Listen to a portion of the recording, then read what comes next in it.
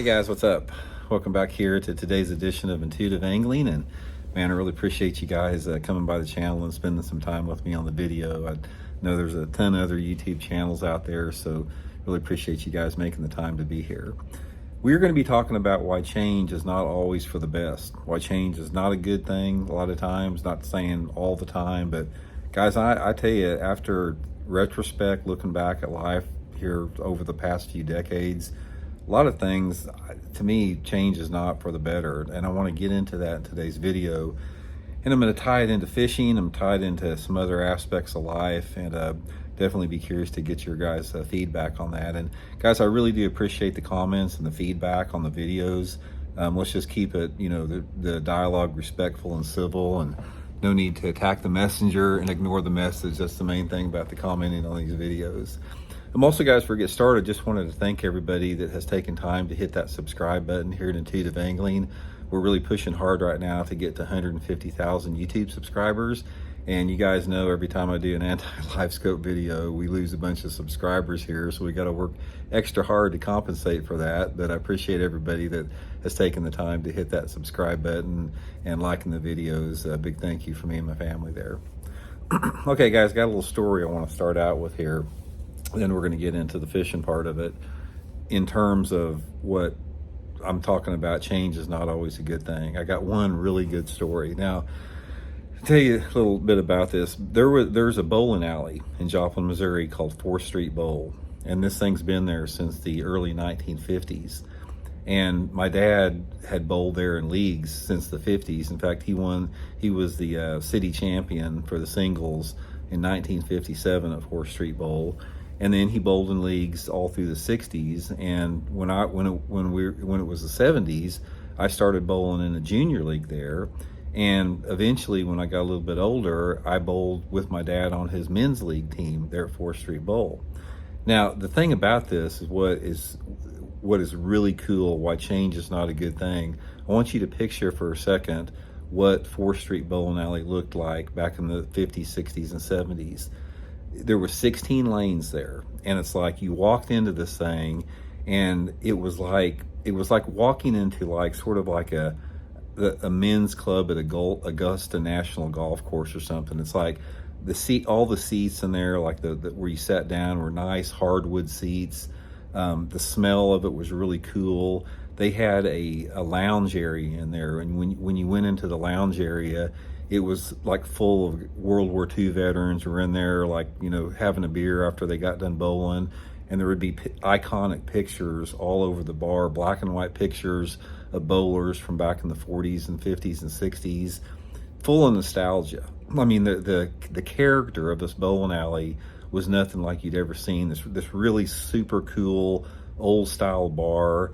And all these guys that were in there, they had their hair slicked back, and they had white shirts and khakis on with those little bitty thin belts, and everybody was dressed nice. And like I said, these guys, and drinking, draft beers, and talking about work and talking about war stories from back in World War II. And my dad, what had happened after he got done with his games, he'd go in and have a beer in the lounge, and I'd go in there with him, and I'd have a Coke. So I could hear all these guys talking, and it was just like, it was so cool, because everything, this bowling alley was like, it was so, it was built with craftsmanship. It's like the attention to detail as far as like the old time craftsmanship was just second to none. Okay, so this was just, I loved it. I mean, I loved the whole atmosphere of this old time cool bowling alley. So what happened in about 1977, they decided to expand the thing, and they expanded another 24 lanes on it. So they made it over twice as big. And when they did it, they replaced all this old cool hardwood, seats where you sat down, where you bowled at. They replaced all that with this plastic, like, this multicolored plastic stuff. They put in a bunch of video games in there, and they had a bunch of bright colors all over the place, and it just freaking ruined it. It absolutely ruined the aesthetics and the energy of that bowling alley when they did that. It took away all the atmosphere. It took away all the uniqueness of it, and it turned into like this I don't know, it was like some like a Disney World game. It just sucked. I mean, they just ruined the bowling alley when they did that. So that's what I'm talking about, change not being a good thing. And it's the same, we're going to tie that into bass fishing here.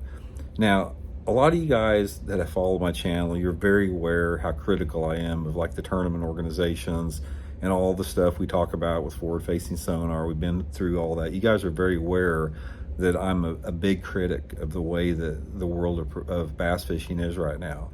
And I say that because I've lived it before. It's like I was there in the 70s and 80s and early 90s when it was different.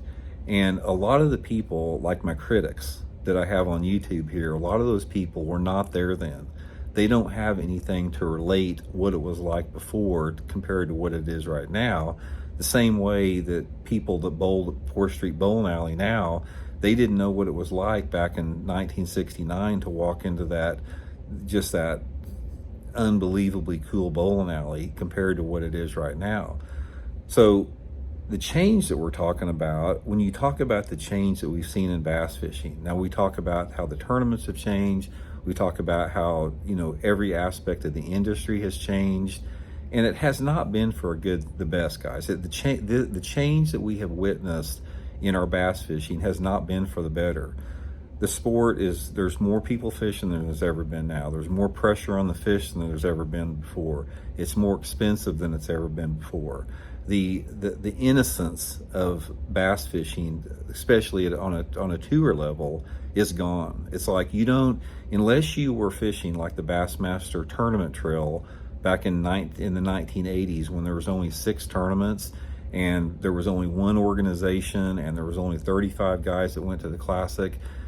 There's an innocence about that was powerful, and it was just the best. I can't really explain that, because now what we've morphed it into this conglomerate of tons of tournament circuits, and you know, it's so complicated. It's been changed so much that every aspect of the sport, there's no innocence to it anymore. It's like it's over competitive. There's too much out there. There's too much. It's too hard to follow, and the change has not been for the better in this. So one of the things about that is, you know, life is change. I mean, it is. Life is change in action, but there are some things in life that we don't need to change. There's some things in life that are fine the way they are, and they don't need to be improved upon. And it seems like as a species, the human species, they've got something within inside of them that always feels like they have to change something, and something's got to be different moving forward. But I'm telling you right now, guys, there's a lot to be said when you find something that's working, and you find something that's special, and you find something that is unique to itself. It needs to maintain that status all the time. There's no need for that to change. There's simply certain things in life that just do not need to change. Just like the 4th Street Bowling Alley, it did not need to change. It degraded that bowling alley. Just like the tournament world out here, the tournament world did not need to change because it degraded the tournament world. So I don't know, it's just one of those things out there. As I get older in life and I start reflecting back on it a little bit, I really try to observe human nature from a third-party perspective. And you know, for human beings, for all the great things that they've done and all the things they've accomplished, we still make a lot of stupid mistakes, and we still do a lot of things that we shouldn't be doing. And this changing things that are working is just one of those things. Here's what I don't understand. Guys, if you could have been, like I said, on the Bassmaster Tournament Trail in 1986, you would know what I was talking about. There was nothing wrong with it.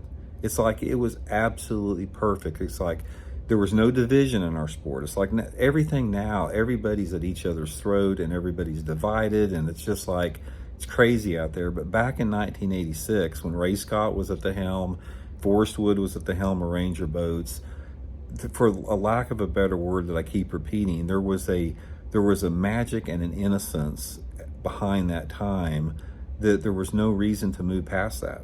And we moved past that year after year after year. And each year that we moved past that, we step further and further away from that magical, innocent time frame in bass fishing that was the best time in the sport. And you dudes out there that were there when I was there, you know what I'm talking about. And there's not a lot of us left anymore. I mean, I'm one of the younger guys out there. A lot of the guys that I'm talking about that understand it and were there, they passed on now.